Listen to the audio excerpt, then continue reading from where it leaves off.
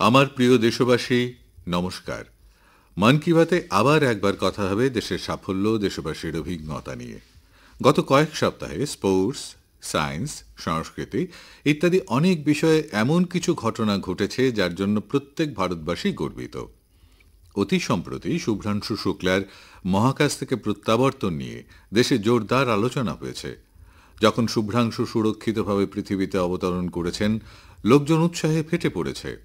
তাদের মনে খুশির ঢেউ উঠেছে, পুরো দেশ গর্বে ভরে গেছে। আমার মনে আছে 2023 সালে অগাস্ট মাসে যখন চন্দ্রযান-3-এর সফল অবতরণ হয়েছিল, তখন দেশে এক নতুন উদ্দীপনা তৈরি হয়েছিল। সায়েন্স নিয়ে, স্পেস নিয়ে বাচ্চাদের মধ্যে এক নতুন কৌতূহল জেগে উঠেছিল। এখন ছোট ছোট বাচ্চারা বলে, আমিও স্পেসে যাব, আমিও চাঁদে অবতরণ করব, স্পেস সায়েন্টিস্ট হব। বন্ধুরা, আপনারা ইন্সপায়ার মানক প্রকল্পের নাম শুনেছেন নিশ্চয়ই। এই প্রকল্প শিশুদের উদ্ভাবনী ক্ষমতাকে উৎসাহ দেওয়ার জন্য। এই প্রকল্পে প্রতি স্কুল থেকে 5 জন শিশুকে নির্বাচন করা হয়। প্রত্যেক শিশু একটি নতুন আইডিয়া নিয়ে আসে। এই প্রকল্পে এখনো পর্যন্ত লক্ষ লক্ষ শিশু যুক্ত হয়েছে, আর চন্দ্রযান-3-এর পর তো এদের সংখ্যা দ্বিগুণ হয়ে গেছে। দেশে স্পেস স্টার্ট আপ জোর কদমে এগিয়ে চলেছে। 5 বছর আগে 50-এরও কম স্টার্ট আপ ছিল, আজ শুধু স্পেস সেক্টরে 200-রও বেশি হয়ে গেছে। বন্ধুরা, সামনের মাসে 23শে আগস্ট ন্যাশনাল স্পেস ডে। আপনারা কিভাবে এই দিনটি পালন করবেন, নতুন কোনো আইডিয়া আছে কি? আমাকে নমো অ্যাপে অবশ্যই মেসেজ পাঠাবেন।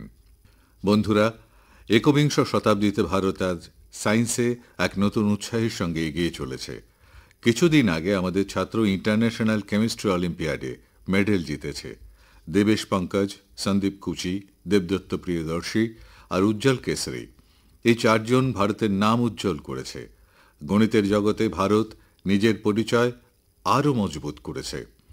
অস্ট্রেলিয়াতে ইন্টারন্যাশনাল ম্যাথমেটিক্যাল অলিম্পিয়াডে আমাদের ছাত্ররা 3টে গোল্ড, 2টো সিলভার আর একটা ব্রোঞ্জ মেডেল জিতেছে। বন্ধুরা, আগামী মাসে মুম্বাইতে অ্যাস্ট্রোনমি আর অ্যাস্ট্রোফিজিক্স অলিম্পিয়াড হতে চলেছে। এতে 60-এরও বেশি দেশের ছাত্ররা অংশগ্রহণ করবে, বৈজ্ঞানিকরাও আসবেন। এটি এখনো পর্যন্ত সবথেকে বড় অলিম্পিয়াড হবে। একদিক থেকে দেখলে ভারত এখন অলিম্পিক এবং অলিম্পিয়াড দুটি ক্ষেত্রেই এগিয়ে চলেছে।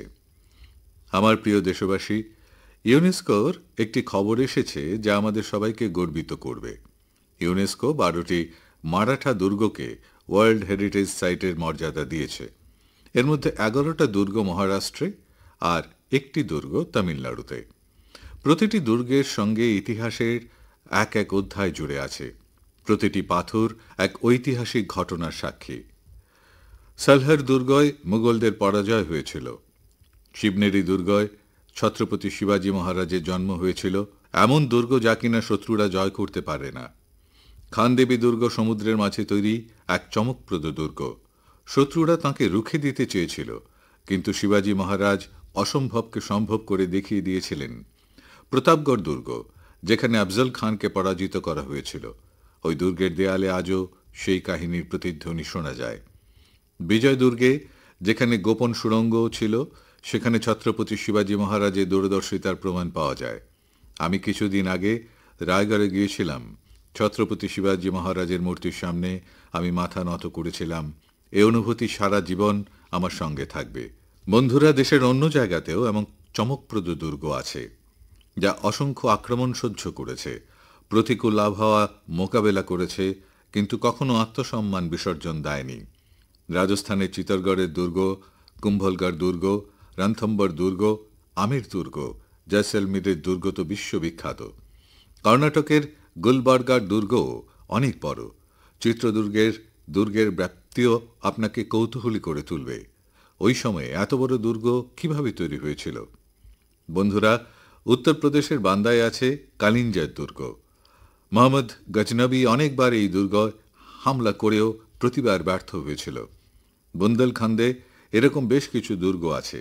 গোয়ালিয়র, ঝাঁসি, দতিয়া, অজয়গড়, গড়কুণ্ডার চান্দেরি, এইসব দুর্গ শুধু ইট পাথরই নয়, এগুলি আমাদের সংস্কৃতির প্রতীক। আজও এইসব দুর্গর উঁচু উঁচু দেয়াল সংস্কার আর আত্মমর্যাদার প্রতীক হয়ে রয়েছে। আমি সকল দেশবাসীকে বলবো, এইসব দুর্গ দেখতে, নিজেদের ইতিহাসকে জানতে, নিজেদের গৌরব উপলব্ধি করতে। আমার প্রিয় দেশবাসী, আপনারা কল্পনা করুন, একদম ভোরবেলা বিহারের মুজফ্ফরপুর শহর, 1908 সালের 11ই আগস্ট।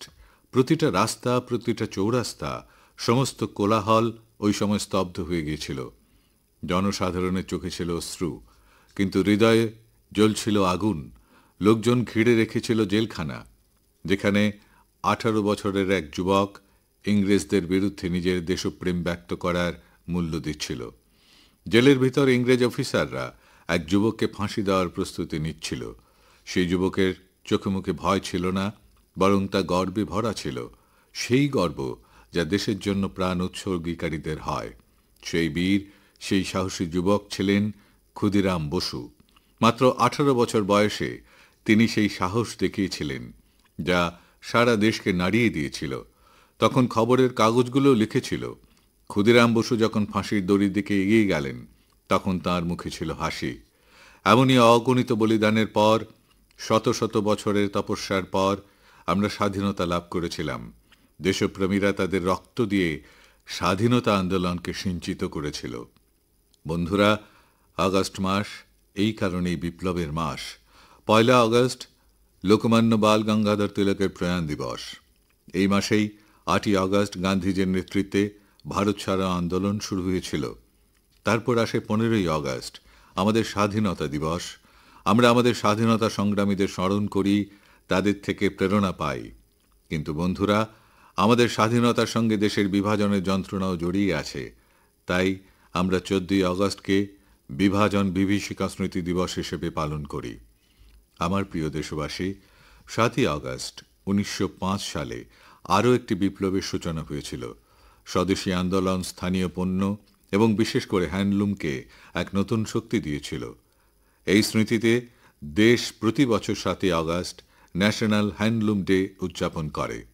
এই বছর 7 আগস্ট ন্যাশনাল হ্যান্ডলুম ডে 10 বছর পূর্ণ হচ্ছে।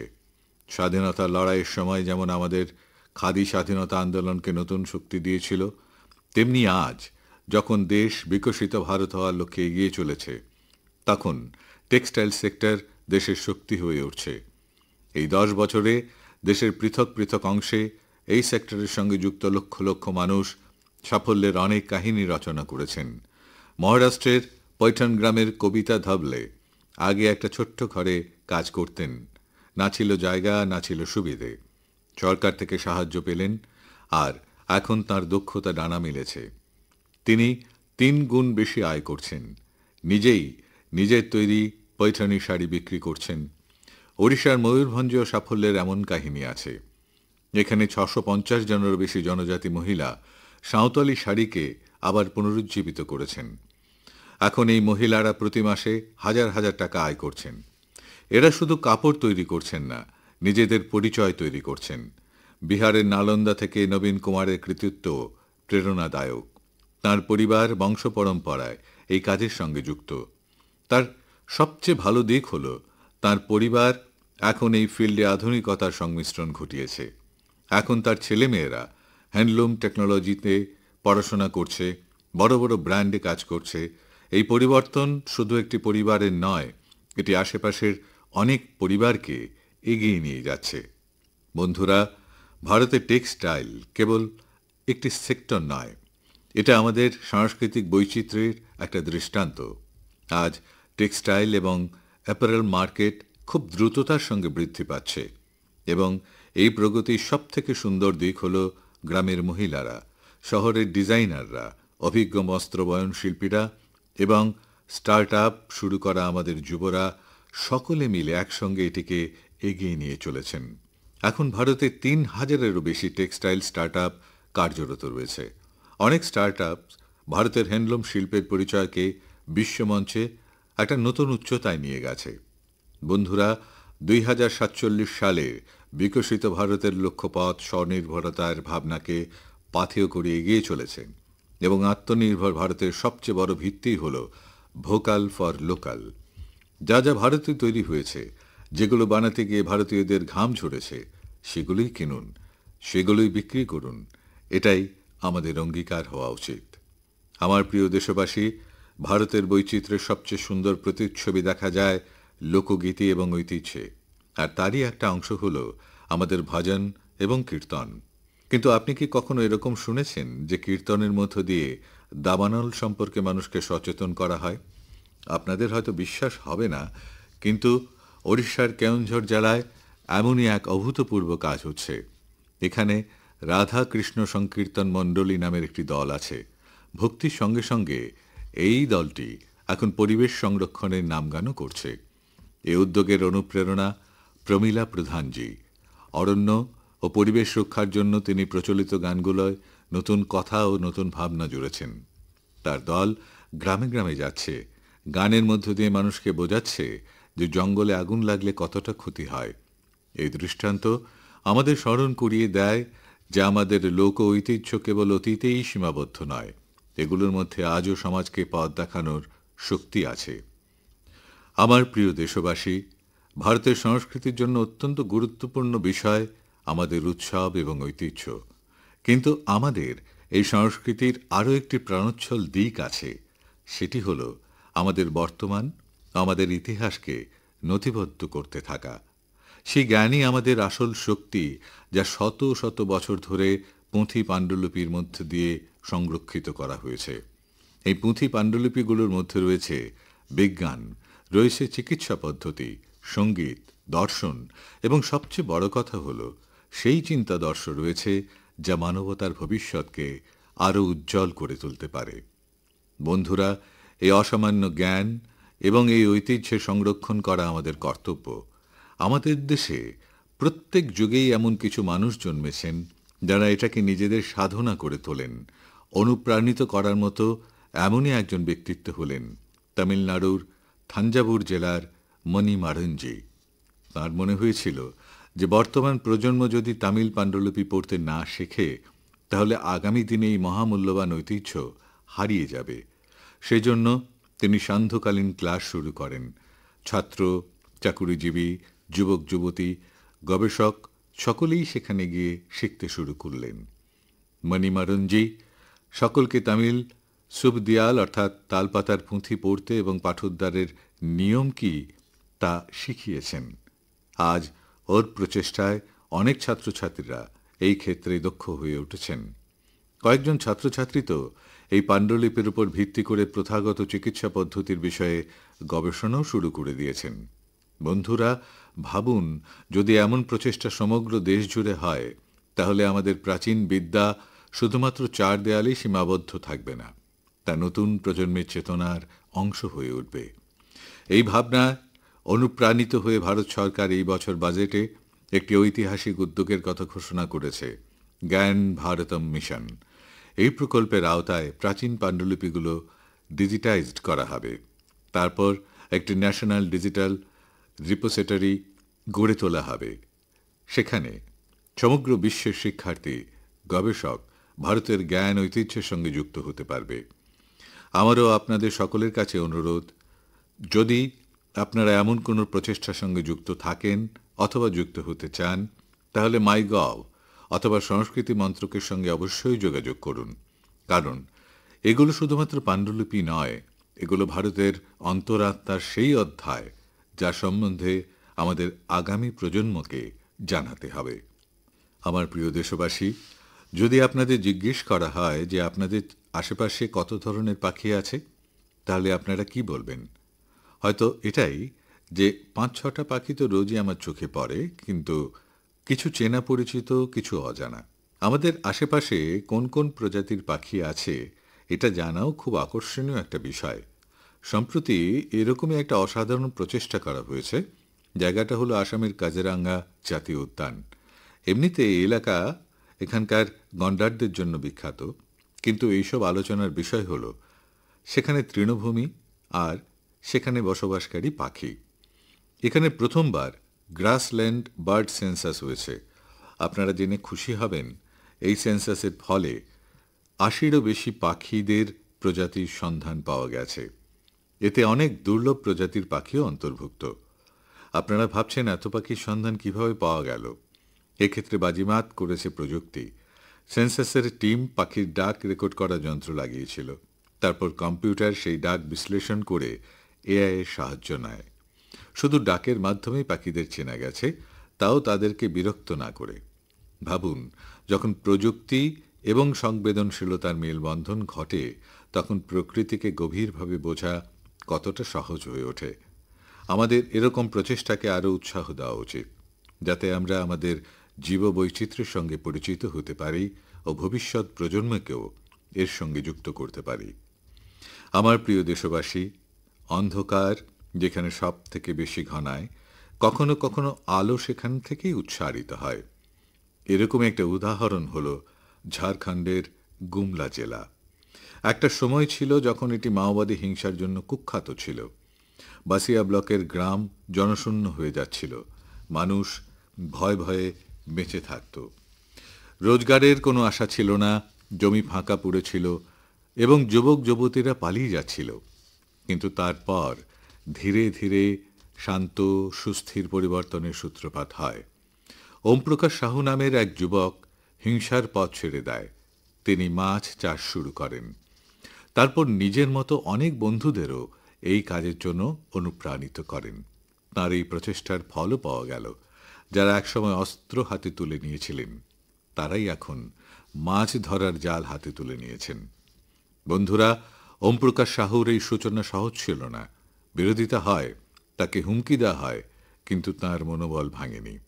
যখন প্রধানমন্ত্রী মৎস্য সম্পদা যোজনা কার্যকর হয়, তখন ওর কাজে নতুন শক্তি সঞ্চারিত হয়। সরকারের থেকে প্রশিক্ষণ পান, পুকুর তৈরিতে সাহায্য পান এবং দেখতে দেখতে গুমলায় মৎস্য বিপ্লবের শুরু হয়। আজ বাসিয়া ব্লকের 150টিরও বেশি পরিবার মাছ চাষের সঙ্গে যুক্ত হয়েছেন। এমন অনেকে আছেন যারা কখনো নকশালপন্থী সংগঠনের সঙ্গে যুক্ত ছিলেন, এখন ওরা গ্রামেই আছেন, সম্মানের সঙ্গে জীবন কাটাচ্ছেন এবং অন্যদের রোজগারের ব্যবস্থা করে দিচ্ছেন। গুমলার এই যাত্রা আমাদের শেখায়, যদি পথ সঠিক থাকে এবং মনে বিশ্বাস থাকে, তাহলে সবচেয়ে কঠিন পরিস্থিতির মধ্যেও বিকাশের আলো প্রজ্বলিত হতে পারে। আমার প্রিয় দেশবাসী, আপনারা কি জানেন যে অলিম্পিক্সের পরই সবথেকে বড় খেলার আয়োজন কোনটা? এর উত্তর world police and fire games. সারা পৃথিবীর পুলিশকর্মী, ফায়ার ফাইটার্স, নিরাপত্তার সঙ্গে যুক্ত থাকা লোকদের নিয়ে হওয়া স্পোর্টস টুর্নামেন্ট। এইবার এই টুর্নামেন্ট আমেরিকার আয়োজিত হয়েছে এবং এখানে ভারত ইতিহাস রচনা করেছে। ভারত প্রায় 600টি পদক জিতেছে।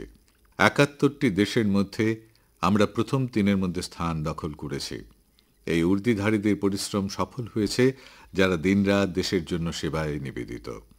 আমাদের এই বন্ধুরা এখন খেলার মাঠেও দেশের নাম উজ্জ্বল করেছেন। আমি সকল খেলোয়াড়দের এবং কোচিং টিমকে অভিনন্দন জানাই। আপনারা এটা জেনেও হয়তো চমৎকৃত হবেন যে 2029-এ এই খেলা ভারতে অনুষ্ঠিত হবে। সারা বিশ্ব থেকে খেলোয়াড়রা আমাদের দেশে আসবেন। আমরা তাদের ভারতের আতিথেয়তা দেখাবো, আমাদের ক্রীড়া সংস্কৃতির সঙ্গে পরিচয় করাবো। বন্ধুরা, গত কয়েকদিনে আমি অনেক ইয়াং অ্যাথলিটস এবং তাদের অভিভাবকদের বার্তা পেয়েছি। এগুলোর মধ্যে খেলো ভারত নীতির 2025-এর খুব প্রশংসা করা হয়েছে।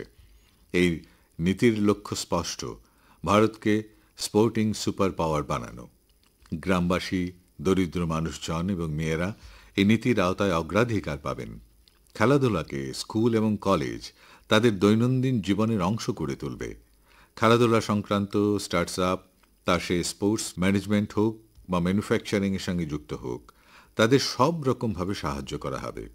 ভাবুন, যখন দেশের যুবরা নিজেদের তৈরি র্যাকেট, ব্যাট আর বল নিয়ে খেলবে, তখন আত্মনির্ভরতার মিশন কতটা শক্তিশালী হয়ে উঠবে। বন্ধুরা, খেলা টিম স্পিরিট তৈরি করে।